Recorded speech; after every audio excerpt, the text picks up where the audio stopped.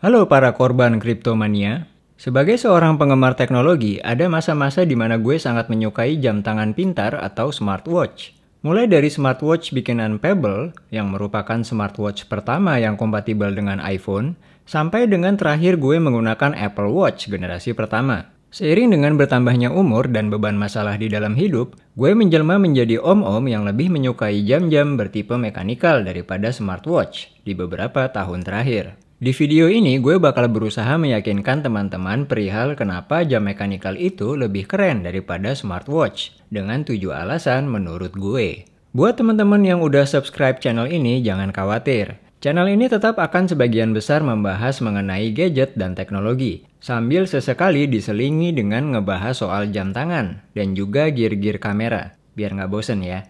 Dulu langsing sekarang gembrot, mari kita cekidot. Alasan yang pertama adalah mesin jam mekanikal itu mengagumkan. Kalau pada jam tangan pintar mesinnya terdiri dari microchip dan komponen elektronik lainnya, di jam tangan mekanikal mesinnya terdiri dari komponen mesin analog yang bekerja sama sedemikian rupa untuk menggerakkan mesin tanpa komponen elektronik sama sekali. How cool is that? Komponen-komponen analog yang terdiri dari pegas, roda gigi, permata sintetis, dan komponen-komponen lainnya dibuat dengan tingkat presisi yang detil dan dirancang untuk bertahan sangat lama. Seperti halnya mesin yang bekerja pada kendaraan bermotor. Ada kepuasan tersendiri untuk memahami bahwa perhiasan yang juga berfungsi sebagai penunjuk waktu pada pergelangan tangan kita bekerja dengan mesin analog yang dayanya diisi dengan pergerakan tubuh kita sendiri, khusus untuk jam mekanikal bertipe mesin otomatis ya. Hal ini pada sebagian orang awalnya akan terasa nggak penting, dan buat apa? Zaman udah canggih kok masih pakai jam analog, mesinnya mekanikal lagi. Kalau udah habis powernya kudu di-set ulang,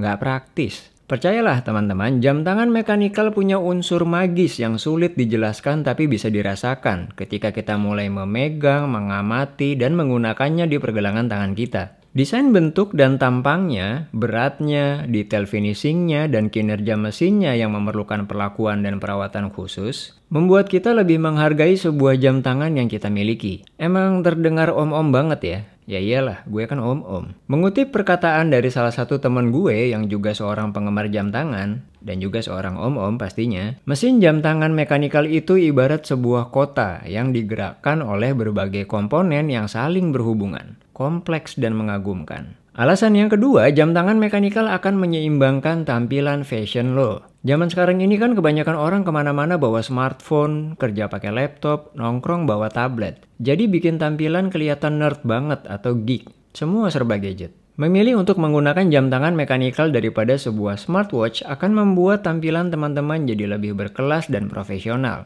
terutama kalau lagi di kantor. Sedangkan dengan strap yang tepat, jam tangan mekanikal akan membuat tongkrongan kalian lebih klasik sekaligus artsy meski tetap kasual secara keseluruhan. Atau bahkan kita bisa mengubah tampilan jam mekanikal kita menjadi lebih sporty dengan bracelet stainless steel yang kokoh. Intinya jam tangan mekanikal sangat bisa di dress up maupun di dress down, sesuai outfit yang kita pakai pada berbagai kegiatan dan tema acara. Meski hal ini juga berlaku pada sebuah smartwatch, tapi tetap aja menurut gue sebuah smartwatch itu lebih ke sebuah gadget yang kita gunakan di pergelangan tangan kita. Lebih sebagai penunjang fungsi daripada sebuah aktualisasi penampilan atau fashion statement. Memilih model jam tangan mekanikal dan memadukannya dengan busana yang kita kenakan juga akan membuat orang lain bisa melihat tipe karakter apa yang ada pada diri kita. Alasan yang ketiga, jam tangan mekanikal merupakan sebuah topik awal pembicaraan yang seru. Ketika kita berada di sebuah ruangan bersama orang yang lebih tua, misalnya bos kita, rekan kerja, ataupun klien kita, seringkali mereka memperhatikan jam apa yang lagi kita pakai.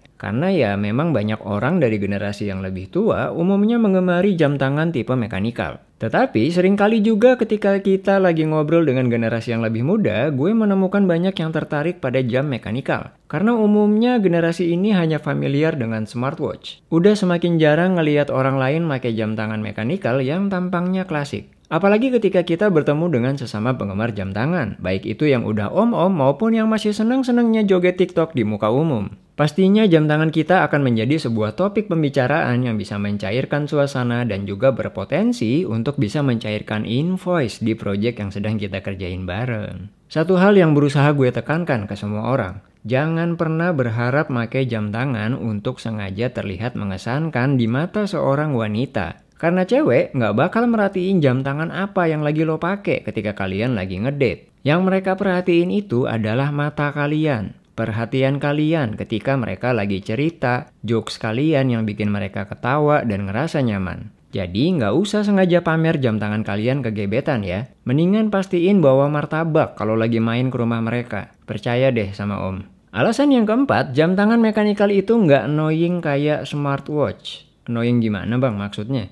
Ketika kita lagi pakai smartwatch dan terkoneksi ke smartphone kita, seringkali kita jadi sering ngeliatin layar smartwatch kita ketika ada notifikasi nongol. Ini akan menimbulkan kesan kalau kita lagi terburu-buru dengan ngecek waktu di jam kita secara konstan ketika kita lagi ngobrol sama orang lain. Terkesan kurang sopan kalau menurut gue. Di sisi lain, update notifikasi yang terus-menerus di smartwatch dan menggetarkan pergelangan tangan kita juga merupakan sesuatu yang mengganggu dan kadang bikin nambah stres. Ganggu aja gitu ngelihat berbagai chat, email, notifikasi sosmed yang secara konstan nongol dan memecah konsentrasi kita ketika kita lagi kerja. Bisa dimatiin sih, tapi ya balik lagi, buat apa pakai smartwatch kalau bukan karena fitur-fitur ini dan fitur pendeteksi kesehatan tentunya. Belum lagi kebutuhan smartwatch untuk di-charge baterainya. Nambah-nambah keribetan buat nge-charge berbagai gadget yang kita gunakan sehari-hari. Jika kalian menggunakan iPhone, juga ada semacam kewajiban untuk beli smartwatch buatan Apple kalau ingin fungsi dan kompatibilitas yang maksimal. Padahal desain dan fungsi smartwatch bikinan manufaktur atau brand lain gak kalah kece menurut gue. Tapi demi memaksimalkan fungsi, kita jadi semakin dipaksa untuk beli smartwatch dengan brand yang sama dengan smartphone kita. Dan yang paling menyebalkan adalah adanya keterbatasan umur pemakaian dari sebuah smartwatch. Namanya gadget pasti cepat atau lambat akan menjadi usang karena hardware yang tidak mendukung fitur-fitur yang diupdate softwarenya,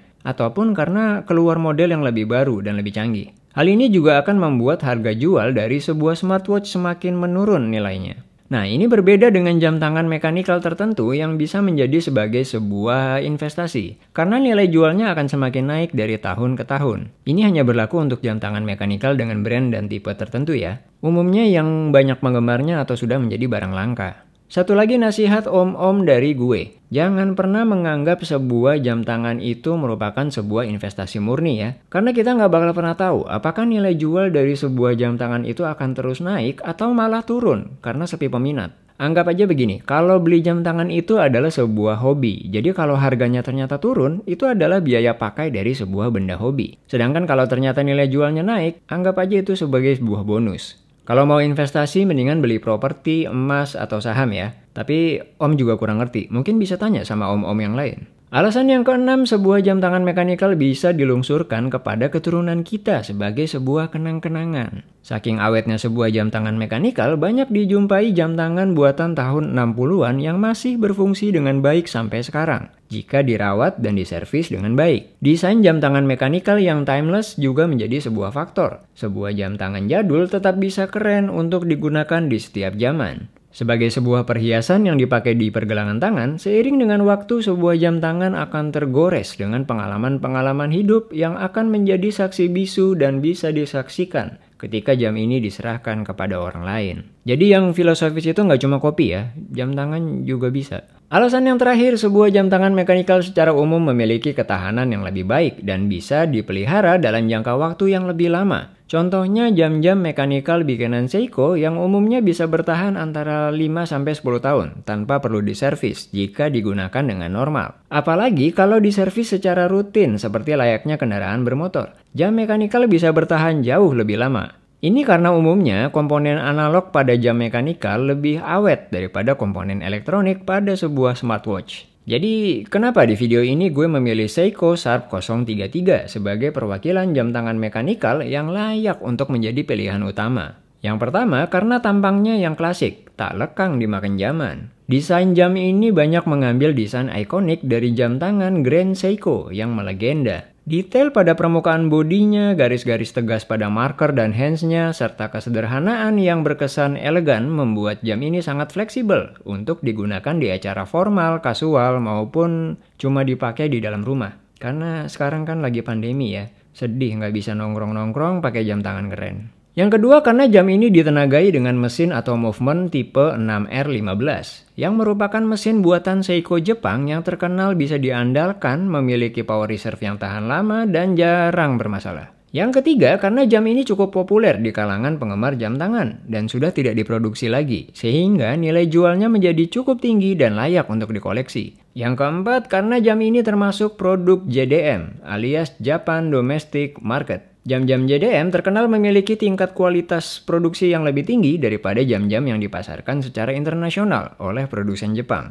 Yang kelima, karena jam yang berukuran 38 mm ini adalah jam dengan ukuran yang ideal untuk berbagai ukuran lengan baik yang besar, normal, atau kurus kerempeng dan terkesan gampang patah kayak lengan gue ini.